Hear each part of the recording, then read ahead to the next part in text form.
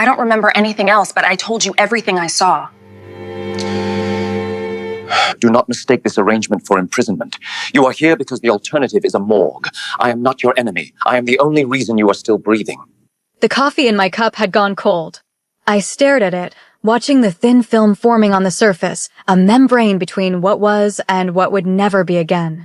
Park was dead. The man who tried to poison Minho was dead. And I was sitting in a penthouse eating imported strawberries while a crime lord explained that I was now his most valuable possession. I don't remember anything else, I said quietly, setting down the cup with hands that wanted to shake, but refused to give him the satisfaction. I told you everything I saw. Memory, Minho said, leaning back in his chair with the casual confidence of a man who had never been denied anything, is not a photograph. It is layers. What you think you've forgotten is simply buried. We will excavate. The we in that sentence felt like a collar clicking into place. He stood, buttoning his sleeves with precise movements. Director Han will be here within the hour. He is handling the financial audit, tracing who paid Park through what channels, using which intermediaries. You will sit with him. You will watch.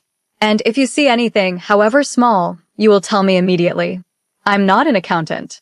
No, he agreed, his eyes holding mine with that unnerving intensity that made me feel simultaneously seen and dissected.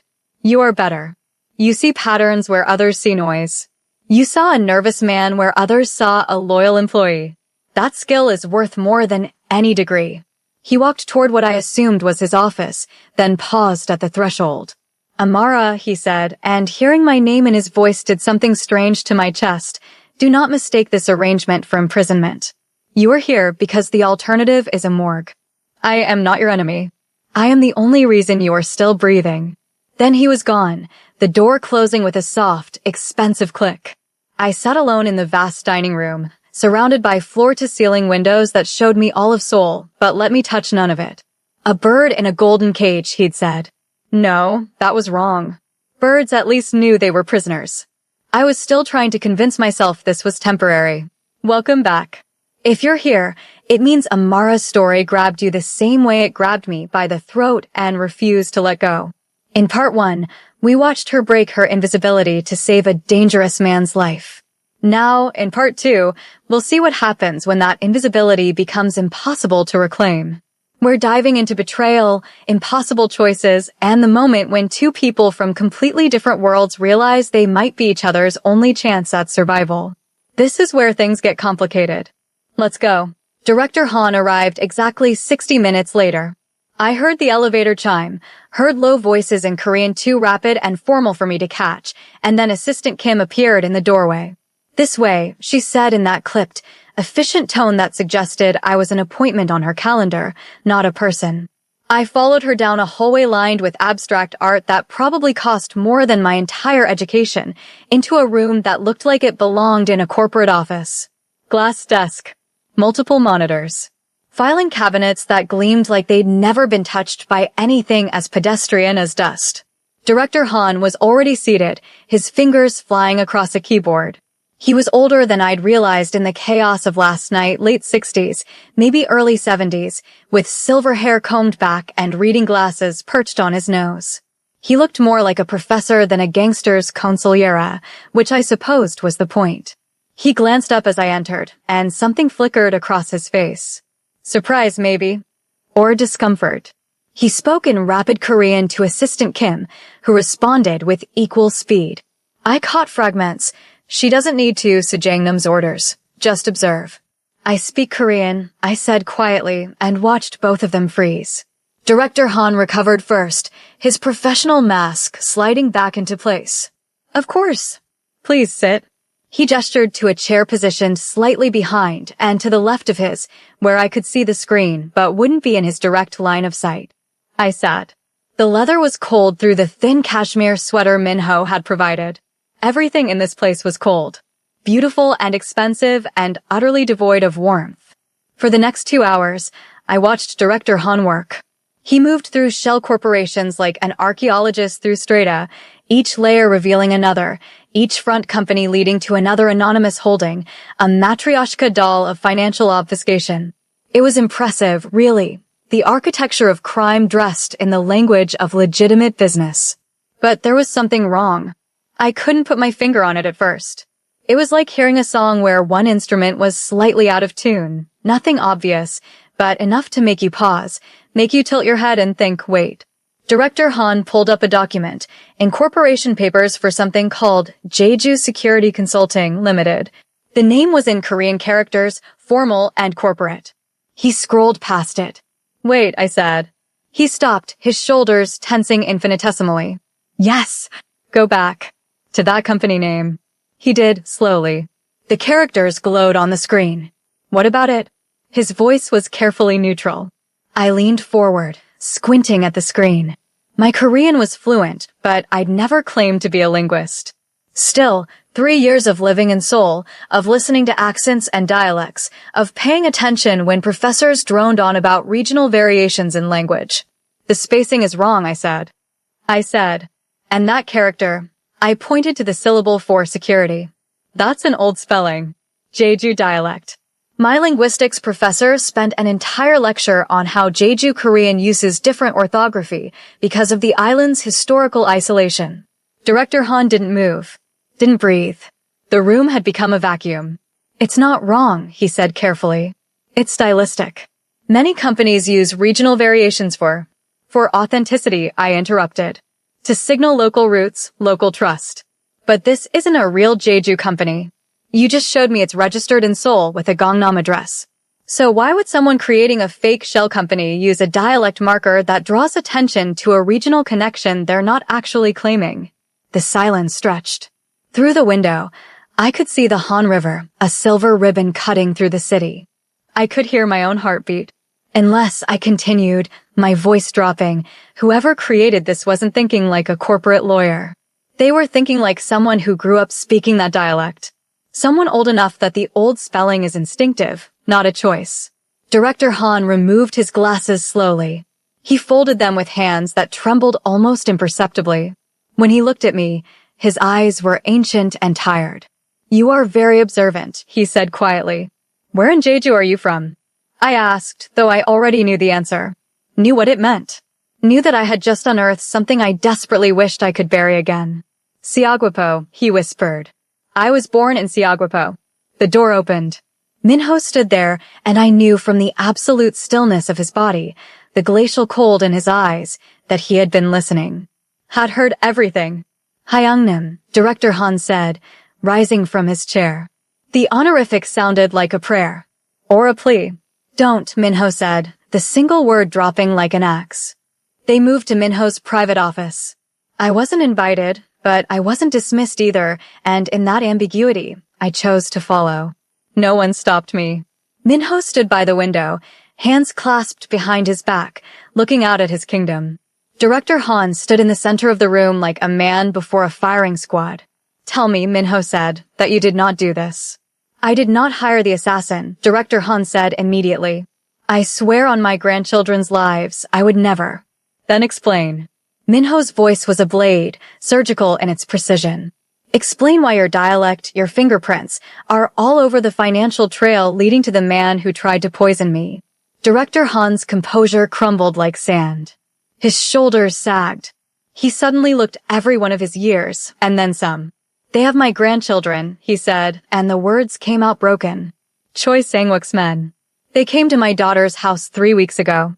They showed me photographs. Sujin at her hagwon. Min-jae at soccer practice. They said if I didn't cooperate, if I didn't give them access to your financial networks, my family would. He couldn't finish. Didn't need to. The room filled with a different kind of silence. Not the cold, calculating silence of before, but something heavier. More human.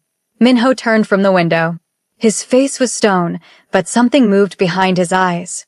Why didn't you come to me? Because they said they were watching. They said if I told you, if I deviated from their instructions even once, there would be no warning. No negotiation. Just blood. Director Han's voice cracked. What would you have done, Minho-ya? If it were your family? The informal address, dropping the title, using the intimate form of his name, was either a death wish or a desperate appeal to the boy Minho had been before he became the Viper. Minho stood absolutely still. I watched from the doorway, an unwilling witness to something that felt too intimate, too raw for my foreign eyes. You know what the old ways demand, Minho said finally. Betrayal, regardless of reason, carries one price. I know, Director Han said. He closed his eyes. I am ready. I couldn't stay quiet. You can't seriously.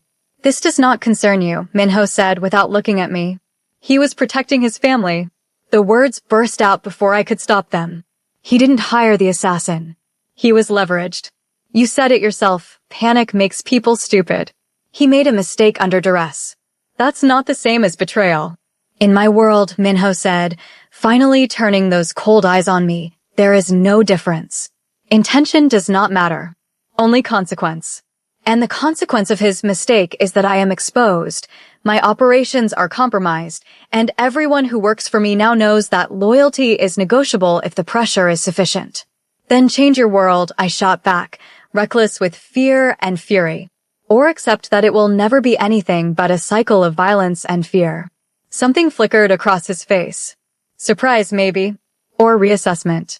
He looked at me like he was seeing me for the first time, truly seeing me, not as an asset or a witness, but as a person with her own convictions. He turned back to Director Han. You will call Choi's men. You will tell them the poison failed. You will tell them I have gone into hiding and you do not know where. You will feed them false intelligence, locations, safe houses, meeting times. Everything wrong. Everything designed to waste their time and reveal their network. Director Han opened his eyes, confusion and hope warring on his face. Sejangnam. Your grandchildren will be collected by my people within the hour and taken somewhere Choi cannot find them. Your daughter and her husband as well. You will not see them again until this is finished. If you deviate from my instructions even once, if you attempt to contact them or warn Choi, I will consider that a second betrayal. And there will be no mercy for the second one. It wasn't forgiveness. It was a reprieve purchased with exile and absolute obedience. But it was life. Thank you, Director Han whispered, and there were tears on his weathered face. Thank you, Minho-ya. Minho walked to his desk, pressed a button. Assistant Kim, arrange extraction for Director Han's family. Priority 1. Use the Busan route. He released the button and looked at the old man with something that might have been regret. You were like a father to me. I would prefer not to kill you. Do not make me regret this choice. Director Han bowed, deep and formal, and left the room like a ghost. Minho and I stood alone in the office, the city sprawling beneath us, indifferent to the small human dramas playing out in its towers. That was a mistake, he said quietly. Killing him would have been the mistake, I countered. He turned to look at me, and for the first time since I'd met him, the mask slipped completely. I saw exhaustion there. Loneliness. The terrible weight of being the one who makes decisions that determine whether people live or die. You do not understand the world you have entered, he said. Mercy is seen as weakness. Weakness invites predators. And what good is strength, I asked, if it makes you into a monster? He crossed the room in 3 strides. Suddenly, he was close, closer than he'd been since he grabbed my wrist in the club, close enough that I could smell his cologne, see the faint scar above his left eyebrow, feel the heat radiating from his body. I am already a monster, he said, and his voice was raw. I have been a monster since I was 16 years old and made my first kill. Mercy does not change that. It only gives the monster a moment of delusion that he is still human. My breath caught. We stood there, the space between us charged with something I couldn't name. Fear, yes, but something else. Something dangerous. You are not a monster, I whispered. Monsters don't spare people. Monsters don't protect families. You're just a man trying to survive in a monstrous world. He reached up slowly, giving me time to pull away. I didn't. His fingers brushed my cheek, traced the curve of my jaw with a gentleness that seemed impossible from hands I knew had killed. You see too much, he said. It was what he'd said before, but this time it sounded different. Not like a threat. Like a confession. Maybe you need someone who does, I replied. He leaned in, and I knew he was going to kiss me, knew I should stop this, knew that crossing this line would change everything in ways I couldn't predict or control. I didn't stop him. His lips touched mine, soft at first, questioning. I answered by pressing closer, my hands finding his chest, feeling his heart hammering as fast as mine. The kiss deepened, became something desperate and searching, Two lonely people reaching for connection in a world that had taken too much from both of us. When we finally broke apart, both breathing hard, he rested his forehead against mine. "This complicates things," he said. "Everything about this is already complicated," I replied. He pulled back, and I watched him rebuild the mask, piece by piece, until the viper stood before me again instead of the man. "Tonight," he said, his voice steady once more, "we move on the broker. We have intelligence that he will be at the Soul Arts Center for a private performance. You will stay here with surveillance feeds. You know what he looks like. The cameras do not." He walked to his desk, pulled out a small velvet box. When he opened it, I saw a hairpin inside, jade carved into the shape of a lotus, intricate and beautiful and undoubtedly expensive. "In my world," he said, holding it out to me, "certain symbols carry meaning. This marks you as under my protection. Anyone who sees it will know that harming you means war with me." It was a claim, a brand, a contract written in jade and tradition. I took it, feeling the cool smoothness of the stone against my palm. I understood what accepting it meant. I was no longer just a witness or an asset. I was his. The Soul Arts Center at night was all glass and light, a beacon of culture in a city built on the bones of war and the dreams of economic miracles. Through the surveillance feed streaming into the van, I watched well-dressed patrons climb marble stairs, their jewels catching the floodlights, their laughter silent on the screens before me. Minho was inside, dressed in a perfectly tailored tuxedo that made him look like exactly what he was pretending to be, a wealthy businessman with a love of classical music. He moved through the crowd with the ease of someone who belonged everywhere and nowhere, his earpiece hidden, his weapon undoubtedly holstered beneath the expensive wool. "Camera 3, I said into my mic, watching the feed. "North entrance. Man in gray, early 60s. He's alone." Visual, Minho's voice crackled back. "Not him. We'd been at this for 40 minutes. Every man who remotely fit the description of the broker, older, unremarkable, the kind of person who disappeared in crowds, I flagged. Minho investigated. Each time, it was wrong. Then I saw him. Camera 7. Side entrance, the one reserved for VIPs and donors. He moved differently from the others, not hurried, but purposeful. Confident. And there, glinting as he reached to open the door, was the mother-of-pearl lighter I'd seen in the club, catching the light like a small moon. "Camera 7, I said, my voice tight. "Side entrance. Gray suit, no tie. He has the lighter." "Moving," Minho said. I watched him redirect, cutting through the crowd with predatory efficiency. He reached the corridor just as the man disappeared into it. Two of Minho's men followed at a distance, wolves tracking prey. The feeds didn't cover the private corridors. I was blind now, listening to the sounds of footsteps, breathing, the rustle of fabric. "I have him," Minho said. "Private box 7. A pause. Then the sound of a door opening. "Good evening," Minho said in Korean, his voice deadly pleasant. "We need to talk." I waited, my heart in my throat, watching the screens for any sign of trouble, any backup, any. "Sejangnam," one of the other men's voices came through. "This is not him." "What?" Minho's voice was sharp.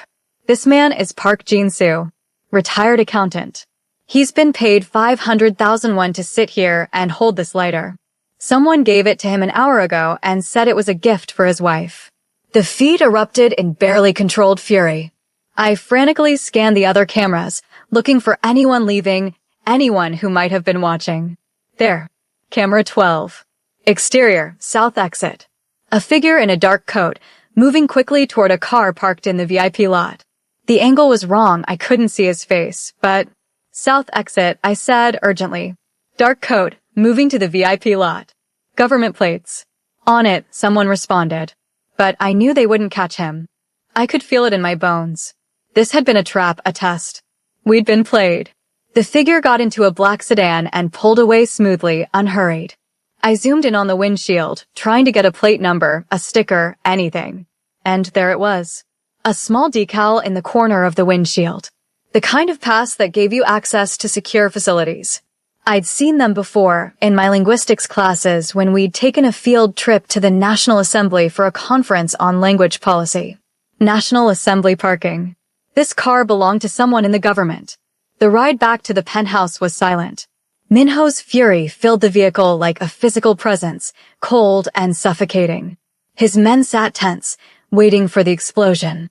It came the moment we were inside. He swept everything off his desk in one violent motion, papers, laptop, a crystal paperweight that shattered against the floor in a constellation of fragments. The sound was shocking in the silence. They knew, he said, his voice shaking with barely contained rage. They knew we were coming. They set us up to look like fools. Or, I said quietly from the doorway, they wanted to see how you'd respond. What resources you'd deploy. This was reconnaissance disguised as mockery. He turned on me, and I saw the Viper in full, the man who had built an empire on fear and violence. You think I don't know that? You think I don't understand I've been compromised at every level? I think you're angry, I said, keeping my voice steady despite my racing heart. But anger makes you sloppy. And sloppy gets people killed. He grabbed the bottle of whiskey from the bar cart and poured a glass with shaking hands. He drank it in one swallow, then poured another. I approached slowly, carefully, like approaching a wounded animal. I took the bottle from him and set it down. Look at me, I said. He did, and the pain in his eyes was terrible to witness. We know something now that we didn't before, I told him. We know this isn't just corporate rivals or gang enemies. This is political. And political means there's a trail. A paper trail, a money trail, a chain of command. Politicians can't move without leaving footprints. What footprints? He asked bitterly. A parking pass? That could belong to anyone in the assembly, anyone on staff, any. The car had government plates, I interrupted. And I got a partial on the license. Give me access to your traffic analysis software and the assembly's public records database. Let me cross-reference.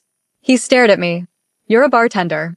I'm a linguistics major who spent 2 years teaching myself data analysis because I thought it would help with my thesis on language patterns in social media, I corrected. I'm not an expert, but I'm competent. And right now, you need competent more than you need perfect. For a long moment, he didn't move. Then he walked to his desk, entered a password on his computer, and stepped aside. Show me, he said. I worked for 3 hours. Minho sat nearby, watching in silence as I pulled records, cross-referenced timestamps, matched partial plates against assembly parking logs. It was tedious, granular work, the kind that made your eyes burn and your head ache. But there. Look at this, I said, pointing to the screen. The car that left the arts center matches this plate in the assembly lot. It's registered to a pool vehicle used by senior members. But look at the access log. It was checked out tonight by someone on Assemblyman Lee's staff. Lee Jae-sung, Minho said, and his voice was different now. Focused. Sharp. The anti-corruption crusader. The people's champion. Who would make a perfect cover for someone consolidating underworld power, I said. Think about it. He builds his reputation fighting organized crime while secretly trying to unite the gangs under his control. He removes rivals like you, replaces them with puppets, and suddenly he has both legitimate political power and illegal revenue streams. Minho pulled up a photo of Assemblyman Lee, mid-50s, silver hair, expensive suit, the kind of face that looked trustworthy on campaign posters. He's hosting a private event tomorrow night, Minho said. The Busan Film Festival Gala. Invitation only. Every major political figure in Seoul will be there. You can't go, I said immediately. If he's behind this, he'll have the place locked down. Security will be looking for you.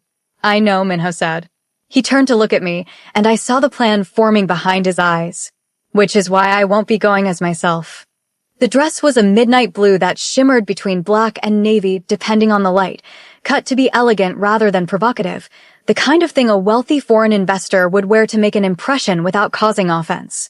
The jade hairpin was woven into my braided updo, visible but not ostentatious.